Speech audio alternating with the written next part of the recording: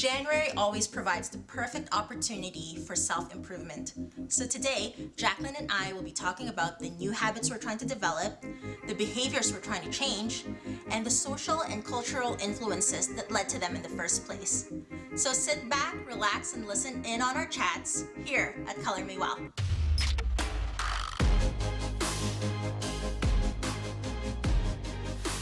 Welcome back to Color Me Well. My name is Denise.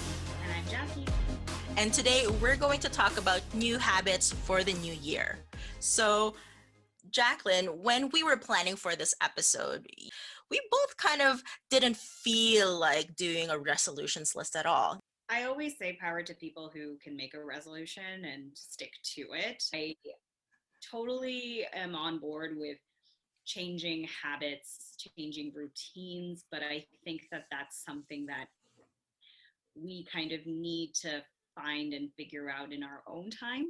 It's not something that I feel can just be like planted like right then and there into our lives. So it's kind of just being able to do things that make you happy. I feel like sometimes resolutions don't really make us happy. I make it so big, whatever that is, whatever that goal I'm trying to achieve, I make it huge and I'm not able to break it down. Or even if I do break it down, it becomes this unnecessary cycle of pressure that I put on me. And it just ends up doing the opposite of what I'm hoping for it to achieve. And that leads me to just wanting to focus on specific habits, one or two things that I can change. So when it comes to your habits for this year, tell me about what you're developing right now. With career, just learning more, like being able to do whether it's online classes or reading more. I think like a lot of that I've definitely slacked on for a while, like in terms of even reading. Like I used to be such an avid reader. I loved like whether it was like personal or even just like educational tools. Like I loved, filling my brain with more knowledge. And I think that that's something that it won't be something that happens overnight because that's not realistic. Mhm. So I just need to do like little baby steps and not feel guilty, and not shame myself if I'm not doing something, on the regular. It's just something that's going to take time and practice, and you just have to keep just doing things, and eventually those habits are going to stick, right? So a big thing that I am trying to do right now is to protect my energy. um, my partner's cousin also calls that protecting your magic, and it's basically being able um, to live your life and do things, and basically just keep your aspirations and everything that you're living day to day close to your heart. I think sometimes I talk too much and I don't do as much. So, and sometimes when you talk too much, like the wrong people get involved and they Right, bring down that energy that you have. So sometimes it's better to just protect it. right.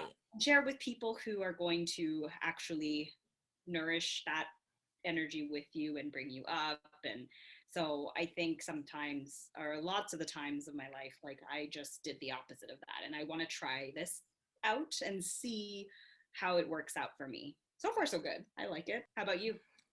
So the motto that I try to adopt and the habit that I'm trying to develop this year is to Nike plug here, just do it. So just get started on things.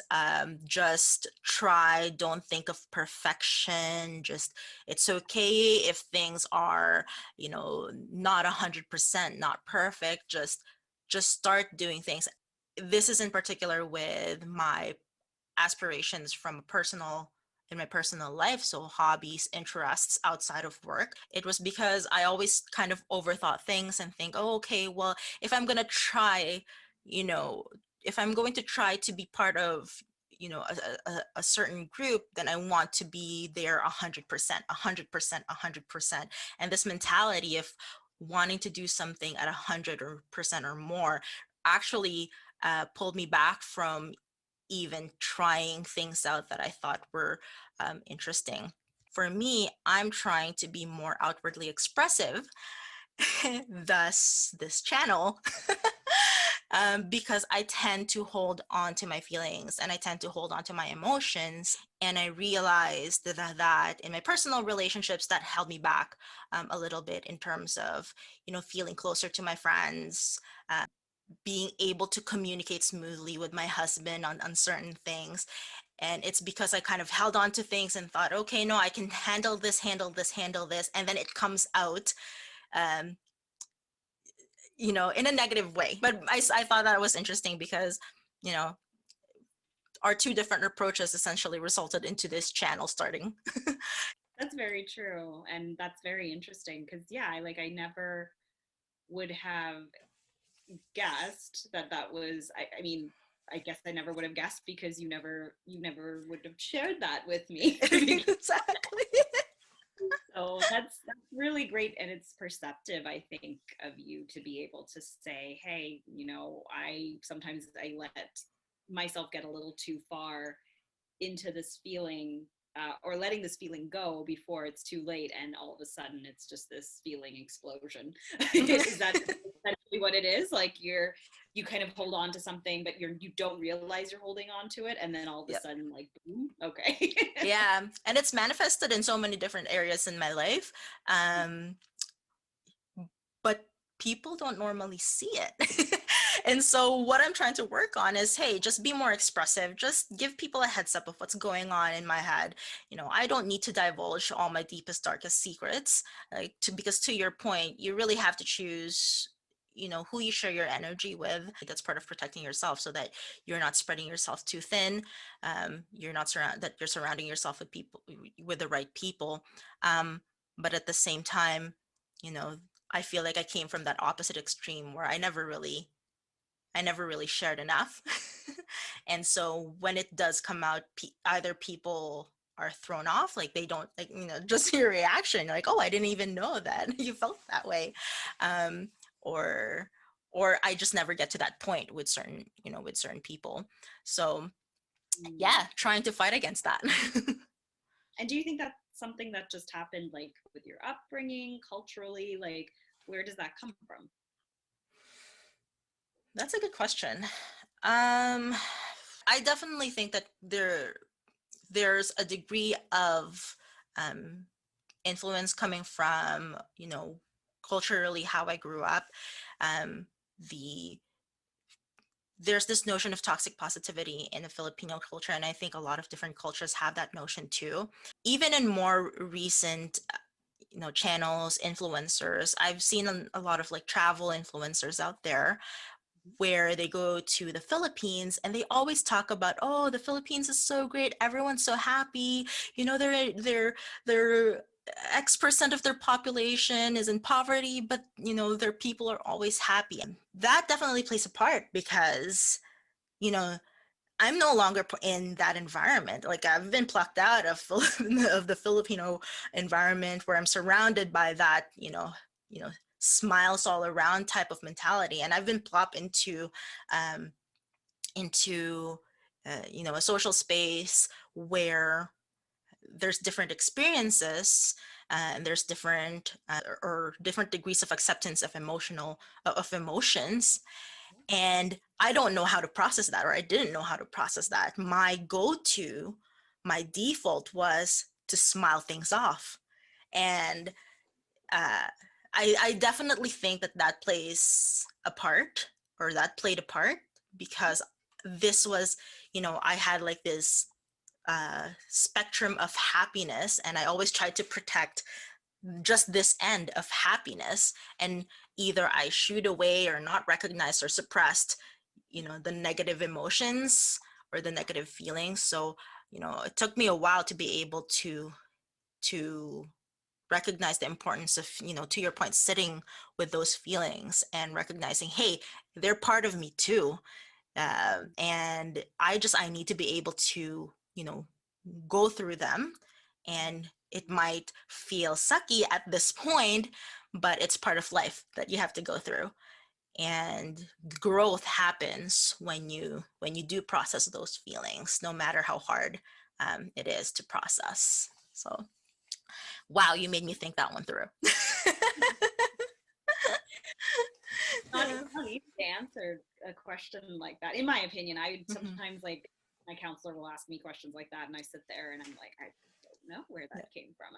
I have no idea. And sometimes I have to really sit down and think about it. Like, luckily for myself, and why protecting my energy is so important to me is just because I was a very chatty Cathy person. Like, but I would overshare. I would really tell like all sorts of people things sometimes, and I was like, oh my goodness, because it was just all these different voices coming into my head. I would never make a decision that was really mine. Mm, It would always be because somebody, had given me such a strong opinion that I was like, okay. And then I would make decisions with this person's voice in the back of my head, feeling like I've got a knife to my back or a gun to my head. And it's like, yeah, like that's really no way to live. Like, I can't dictate my life based off of what other people want me to do.